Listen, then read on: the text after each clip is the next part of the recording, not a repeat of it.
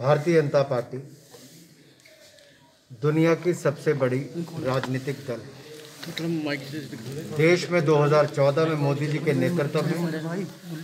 हम पूर्ण बहुमत के साथ 30 वर्षों के बाद कोई राजनीतिक दल पूर्ण बहुमत के साथ 2019 में हमने उससे भी ज़्यादा सीटें जीतकर 303 सीटें जीतकर,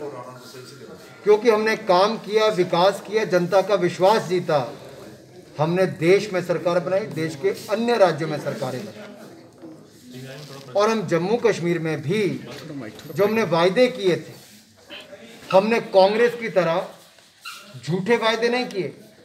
हमने 2019 में सत्ता में आने के बाद धारा 370-35A को समाप्त करने का काम किया, जम्मू कश्मीर के लोगों को उनके अधिकार दिलाए। यहाँ तक कि जो अनुसूचित जाति के लोग थे, जो हमारे भाई बहन जो वर्षों से अपने अधिकारों की मांग कर रहे थे, जो हमारी बहनें जिनके अधिकार नहीं मिलते थे और यहाँ तक कि जिनको नागरिकता नहीं मिलती थी, उनको देने का काम किया तो आदरणीय नरेंद्र मोदी जी, अमित शाह जी ने किया। ठीक है,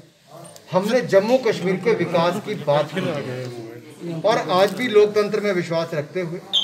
चाहे पंचायतों के चुनाव हो या स्थायी निकाय के चुनाव हो, डीडीसी के चुनाव हो, हम विश्वास रखते हैं लोकतंत्र को और मजबूत करने के लिए चुनावों के माध्यम से, बैलेट के माध्यम से जनता तक पहुंचने के लिए कुछ लोग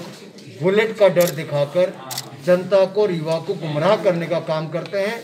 हम जम्मू कश्मीर को विकास की नई ऊंचाइयों पर ले जाएंगे नरेंद्र मोदी जी। मैं सिर्फ इतना कहना चाहता हूं कि कांग्रेस को एक हार के बाद दूसरी हार मिल रही है और हार के बाद फिर हार, और हैरान और परेशान कांग्रेस ये तय नहीं कर पा रही कि उसको करना क्या है। गुपकार अलायंस के साथ या आप कह लें गुपकार गैंग के साथ इनका समझौता होना, ये गठबंधन दिखाता है कि ये लोग उन लोगों से समर्थन मांग रहे हैं जो आगे चीन से समर्थन मांग रहे धारा 370 को वापस लाने के लिए। कोई पाकिस्तान की भाषा बोलता है, कोई तिरंगे का अपमान करने की बात करता है। उनके साथ कांग्रेस का दिखना ये बड़ा प्रश्न खड़ा करता है कि कांग्रेस पार्टी,